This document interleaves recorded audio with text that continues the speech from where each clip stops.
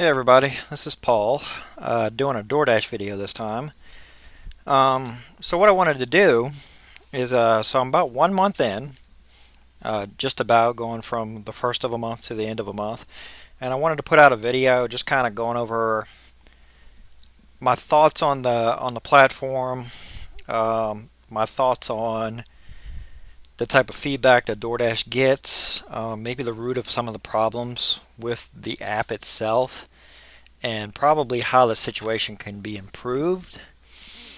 Um, because there's a lot of negativity on the platform from what I'm learning, and just people that are just feel like they're being used and not getting paid correctly for their services. So as you can see, there's my current stats right here. I would have a 5.0, but I got 1.3 in there. That's probably just from somebody who's like, oh look, the guy got the food from point A to point B, not understanding that anything below 4.7 is considered bad by DoorDash. Um, so that's just kind of how that works. It's so weird how they do their rating system. Um, so I guess we can go over a few things. So one of the bigger things that I wanted to go over was his acceptance rate, top dasher. Some people who are watching this who are DoorDash drivers, like veteran drivers, that type of thing, are probably in horrific, like, oh my God, how could you? 93% acceptance rate, that should be 0 or 20% or something. How do you make any money? How do you live? I'll go over all that kind of stuff. Um, so what we have right now is basically, I want to go over this part first. I guess the customer rating. So my feedback to DoorDash immediately on the customer rating, forced them to put a note in there or get rid of it. It is useless. If we get a 3 or a 2, we should know why. If we get anything below a 5, we should know why. There should be something in there that directly allows them to give feedback to a driver. Something that we can call DoorDash support about if we want to dispute it. And I have a feeling maybe that's why they are not forced to put comments in there, just because they don't want the extra work on DoorDash support. Well, too bad. Drivers get deactivated over that. People need to know why they're getting deactivated. Um, the biggest thing I've seen so far is other new drivers who have never done this type of work before, who have been kind of confused. They don't know why they're getting ones. They don't know why they're getting twos, and all of a sudden, you've got 60 deliveries. It's very easy to get below 4.7. Now they're panicking about getting deactivated from the platform. So my first thing would be require the customer, if they put anything below a 5, put a hard stop in the code. This will not take you very long because you already have a way for them to leave comments whenever we do above and beyond or something like that. Put a hard stop in there for comments so that people know what is going on. On-time delivery should only be 2 decimal points. I have no idea what's going on down here. I'm not even sure. Yeah, I have no idea what's going on there. Um, Completion rate, I think that kind of serves its purpose right now.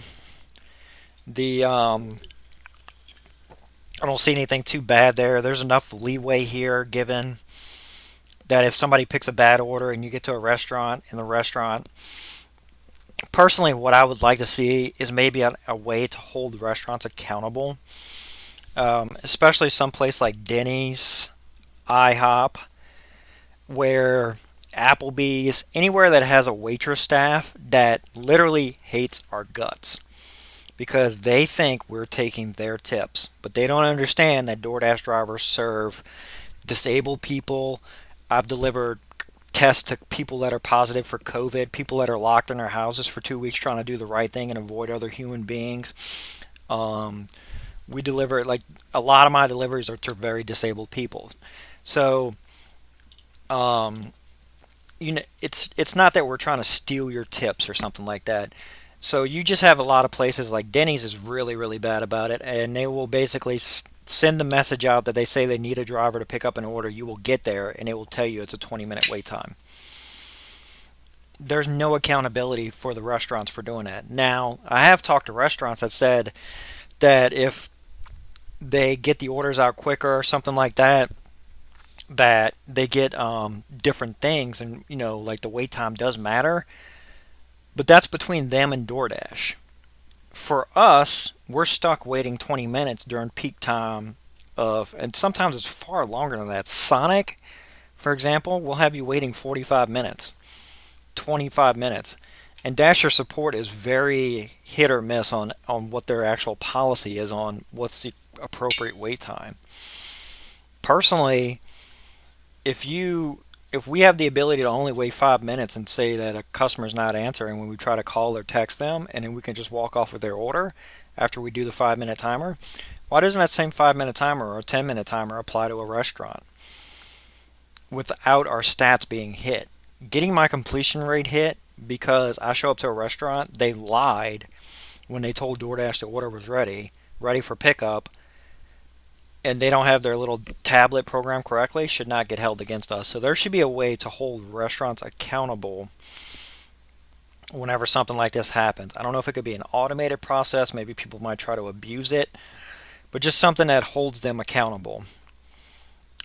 Because we're waiting 10, 15, some people wait 40, 50 minutes for restaurants that are just so backed up that have no business having their tablet on at all. So now I guess I want to get to the big elephant in the room, and that's acceptance rate. Um, it is very common knowledge for anybody that starts doing DoorDash that you are immediately told by everybody you are an idiot if your acceptance rate is over 20%. New drivers are told this constantly. Now, they're not told the other things like, Top Dasher allows you to get top priority, or it allows you to get to schedule anytime that you want. So right now what you have is people that are able to tell new people that because they're taking advantage of a tight labor market. As long as the labor market stays tight and people are doing other jobs that get you 401ks and benefits and pay half of your FICA taxes, that type of stuff, acceptance rate is never going to matter. If we ever go into a recession, these people that are giving this information out are not even going to be able to log into the app because you're going to have an absolute flood of new people. In July, they call it the summer slowdown. July was just a taste of that, of what this app could be like for people that have really low acceptance rates. So my solution to the acceptance rate problem is simply just offer a bonus. Shipley, for example, says that if you complete 10 of their orders in a row, for example, they have promotions, because promotions are only like $1 extra on an order or something. If you complete 10 orders in a row, for example, they'll Shipley gives you a $100 bonus. Like, so say if you complete 10 orders in a row within 24 hours. Now, their orders are bigger than ours, obviously, and they require walking around. But let's say if you did 20 orders in a row, here's an extra $100. Something. Some type of bonus so that these people that live less than a mile from a restaurant that are like, well, it's right down the street, they're getting paid, they know we're getting paid 275 or 250 or whatever, so it's 250 for like 0.01 miles or whatever. Something that at least have people incentivized to go, yeah, this is a quick order, I can take it real fast. And there you go. Right now, that customer is never going to get their order. Even though they live 0.1 miles away, like I've seen this before, 0.1 miles away, every Dasher in the world would decline that order. They'll decline it. Decline. No tip. No tip. Decline. It's pointless. There's no point. Decline. Decline. It does nothing for me to accept that order. I can just wait for a bigger order to come in. Any of the Facebook groups, they straight up tell you, you're an idiot if you accept orders. You're just an idiot if you accept orders that are below such and such amount. And they don't show us tips. So I had a few today that were $4 orders that turned out to be $10 orders. Those are hit or miss, but they were like $4 for, say, 2 miles. Typically, those don't even get accepted. So what happens is because DoorDash is not giving incentives to give people a reason to pick up these orders, they're incentivizing multi-apping. So what happens is basically you have people that are getting on the schedule for DoorDash, using up schedule slots for people that actually want to work, And this is where this completely backfires. They're using up schedule slots for people that want to work, and they're taking 12-hour slots too, and they're taking them very early, like a week ahead. As soon as they become available, they'll take a 12-hour slot, probably only do like an hour worth of DoorDash, and then the rest of the time they do like Waiter, Instacart, um, Uber Eats, and then they'll tell you you're an idiot if you don't do the same. And a lot of people that start this platform, because they'll throw out numbers that without any proof, but they'll just say things like, "Oh, I took 13 orders and I got $158," which is something like $45 an hour. So you feel like an idiot if you're taking those like $4 orders for 1 mile or something like that that might have a payout associated with them. So I strongly suggest right now, DoorDash is killing their platform by pretending that this is not an issue. Right now, I see them doing certain things like testing out in different markets. One thing that was spreading around, and there was a lot of YouTube videos saying that basically you can't early schedule unless your acceptance rate is above 60%. I figured that was going to happen in markets where the labor market is tight. I have a feeling that they're going to address this in the wrong way, and they're going to address it in a very C-suite, corporate down type way. Is that they're going to use the acceptance rate as a way to penalize people instead of reward people. Because right now there's literally no incentive for me to have my acceptance rate, I believe, above 70%. None. There's none. There's literally nothing. There's nothing extra that I get for having my acceptance rate that high that you see right there. Now, what I wanted to go over was another thing. This is a major piece of feedback. People get deactivated for this. This is costing DoorDash millions. You need to fix this. This is broken. This is busted. You need to fix this. Uber Eats has fixed this. And it is the hand it to me orders where they claim that they never got the order. And then you can see on the GPS data, we were sitting in front of somebody's house. You can see we literally walked up to somebody's house. But the customer calls up DoorDash, says they never got it, and there's literally a joke about it on TikTok right now and Instagram where people are like, "Ha, look at all the free food I got. This is how you get free food from DoorDash." People know how to exploit this system. So this is the stupidity that I have to resort to right now, is holding the order up in front of somebody's house. And this is a folder that has 28 pictures that I have to keep track of. There are people that are doing videos of people's houses. And some states don't even allow you to do those videos, by the way, because you're not allowed to like secretly record somebody. But people are doing videos like GoPro attached to their chest type stuff. YouTubers do it just for laughs, but I mean, people are seriously doing this because they are paranoid about getting deactivated, and you have to be. And it's going to get worse if we get into a recession because there's going to be a lot of customers that know how to scam this system.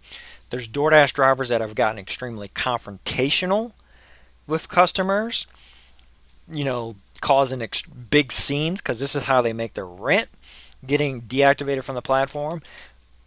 Do exactly what Uber Eats does. Require a PIN number. We have to be paranoid. There's people that'll say, "Yeah, I'll hand it to them." Like I had a car dealership today. I dropped it off to I was going to a car dealership, and it said, "Leave at door." Leave at the front door of the car dealership. That's ridiculous. Like, what the hell are we supposed to do that? Like, so I walked in, said, "Hey, this guy has an order." He probably didn't update his stuff, but those are the types of orders that if we leave it in front, some mechanic walks by, grabs the food, we get a contract violation even though the order said leave at door. Because we're supposed to have like psychic powers. There's like a lot of leave at gates, leave at door, but you can't get through the gate, and we can't get in contact with the customer. I've seen a lot of these aren't just one-off scenarios. There are people that are getting deactivated because of this. Uber Eats solved this. Uber Eats requires a PIN code, a personal PIN code that person has. They put the PIN code in, or they tell us the PIN code, and there you go. That confirms that we got the PIN code from the customer. They can't leave it in the comments as far as I know, and they have to like basically tell you it to your face. What's your PIN code? Okay, I'll leave it wherever you want. You have responsibility of this order now. Stop putting the responsibility on your drivers because you're getting good drivers deactivated for bad customers. You need to start clearing off these customers that are abusing this system. They need to get deactivated because I promise you they are costing you millions. You have new drivers that are trying to get in here and do the right thing, have good acceptance rates, take orders like they're supposed to, and literally there are people telling them if you take a $2.75 order, that's probably going to be the customer that screws you because they know they don't need the tip and they're going to order 20 things and then they're going to say they never got the 20 things. I mean, if you think we're joking about this, look at what happened in Chicago. Not even, I think it was in the Illinois area there, where there was a bug in the system that allowed people to order whatever they felt like off the platform for free. And look how many people participated in that.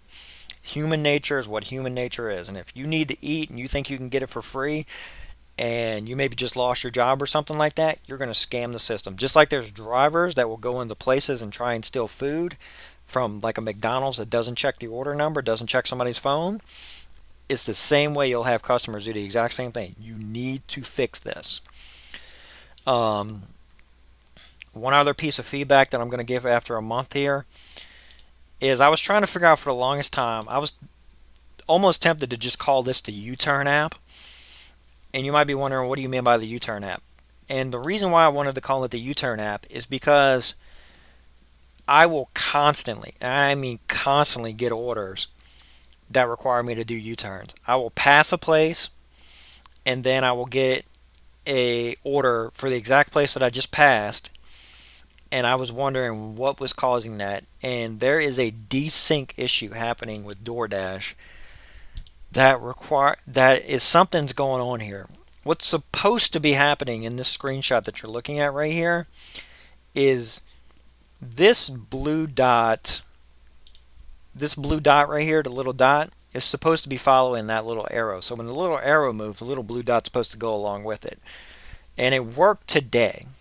But for some reason, sometimes it doesn't work. And the way that DoorDash works, and in case you're wondering why in God's name do you sometimes get an order if you're way over here and all of a sudden it starts an order from way back here, routing instructions, and it's like, that's ridiculous. I'm never going to take that order because it requires me to turn around. Like, why did you route it from there? That's not fair. It should route from where I'm at. That's why. Because I saw it happen exactly yesterday with a Walgreens order. I was really... So, for example, this is where I was, but I got a Walgreens order. I was trying to head towards this Don Jose's down here. I was way down here, for example, where the arrow's at here, and my blue dot tried to route a Walgreens order that's just right here because the blue dot thought I was right there. So that is a GPS issue on DoorDash's side. I don't know how DoorDash fixes that, but the GPS will sometimes lock. You have to press this little arrow up here, this little thing that says looking for, press back, then go forward to reset your GPS every few seconds. I don't know how DoorDash fixes that, but that's an internal issue that you guys have to fix because you're frustrating drivers because you're giving us orders that there's no chance we're ever going to take because the blue dot shows us still 10 miles away or something. It's not even on our screen anymore, but for some reason you still think we're at that blue dot. That needs to be fixed. That is an internal DoorDash issue, and it is a GPS sync issue. Why in Christ's name do you have two things? Why is there an arrow and why is there a blue dot? It makes no sense. Somebody at DoorDash has to go in here and figure out what in God's name is going on, because it's killing your acceptance rate for drivers. Because even I turned down that Walgreens order because that would have been, if I was there, it would have made sense. It would have been Walgreens order for say 2 miles and you were going to pay me say $6 with a possible tip, and it was only one item. But by the time I got the order, in reality, where I was driving from was 5 more miles away on the other side of town by the point that I got that order. So say like that Walgreens is right here or whatever, I was probably down here when I got the order to go from Walgreens, where the blue dot is, to Walgreens to down to wherever the person is. That's insane. It would have required me to drive all the way back to this side of town, but I'm not getting compensated for those miles because your blue dot is only paying me from what there to there, Walgreens to the person. It's not paying me to go from here up to here. So whatever is going on with that blue dot, it needs to be fixed because you're screwing your customers and you're screwing your drivers out of money. Because there are drivers that take those orders not realizing that you're supposed to be compensated for these extra miles that you have to drive. It's how it's built into the system. But the blue dot is routing from wherever you think you were to wherever it's going now. So giving drivers orders that are clear across town, that's how you're getting these orders. It's a GPS sync issue and is on DoorDash's side. It's because somebody at DoorDash decided to have two sets of GPS coordinates on you, one here and one there. And it also screws us too when we try to dispute a hand it's a customer that they said they didn't get, because your GPS shows that we're across the town, or your GPS shows that we're across the town, and this arrow right here shows where we're actually at. Get rid of the blue dot. For the love of God, get rid of the blue dot. Use this little guy right here. Figure out what it is. I don't care if you make it a triangle. I don't care if you make it a circle. I don't care what it is. Just have one set of things because it's driving us insane. Especially when it comes to U-turns, because U-turns in Louisiana are typically really dangerous. You have us shooting across multiple lanes of traffic to try and get back to where we were to get these orders or something like that. So that's my feedback so far. As it stands, I mean, it's an extremely good source of income, as long as you treat it like a side hustle. Because you have to treat it like a side hustle right now, because there's no way to not treat this like a side hustle, no matter how you do the math. Because the taxes alone have automatically taken off a large part. Gas alone has already taken off a large part. Car maintenance shouldn't be too bad if you're driving like a pretty decent car, but that's what I'm saying. Like, there's got to be a way to fix this acceptance rate thing without penalizing drivers. Because right now, it's pretty obvious that you're moving towards the penalized driver thing, and that's not really what's causing this. What's causing this is we feel like idiots for taking those orders. The way to solve that is to incentivize drivers to take more orders, and the way to do that is to offer a bonus for something. Have them, if you're going to do something, like have a mileage something, like, you drive a certain amount of miles, or that would make drivers actually move from the spots that they're sitting at. They literally will sit in hot spots, decline orders all day long across multiple platforms, and then tell everybody else they're idiots for not doing the same. And to be honest with you, yeah, they probably are. Now the problem is that works for them until you get everybody and their mom trying to do DoorDash all at once, and then it comes to a complete halt, and then you can't even log into the app. So my way to fix that would be to offer some type of like acceptance rate bonus. You have to. That's the only way you fix this. Especially if you have drivers that are in the 90% range, like above 70%, there has to be a way to incentivize people to get these acceptance rates higher that don't involve restricting early access. Something like, like restricting early access, or restricting your ability to even log in, or like setting some kind of floor, or something like that. So that's what my feedback to DoorDash would be right now after 1 month of doing this. Like I said, I'll have Top Dasher real soon, and I'm going to find out if it's just I feel like an idiot. Because with Top Dasher, you get top priority. Well, the problem is what if there's a bunch of $2 orders for 14 miles that are floating around? Well, guess what? I get top priority on those. I'm not accepting that. I drive a Prius, and I'm not accepting that. So that's what I would tell DoorDash right now. You have a very big problem with the acceptance rate. You can't keep pretending it doesn't exist, because it is killing your bottom line. It is causing customers to have to pay far more than they normally would for orders, for tips, and it's causing you to just basically pay out a very large amount, because you have people using schedule slots to just sit there 1 hour, and they know how to game the system. They'll accept maybe one order, or they'll just take the 10-minute penalty that you put on them. When you reject 5 orders in a row, they'll just take the 10-minute penalty, whatever. It's better than taking bad orders. Like, you can't keep pretending acceptance rate is not a problem with DoorDash. And acceptance rate is a major problem with Uber Eats too, and they all have to figure out ways to incentivize drivers. These CEOs and all of them, I know how much you're making. I can see your earnings today when you report them.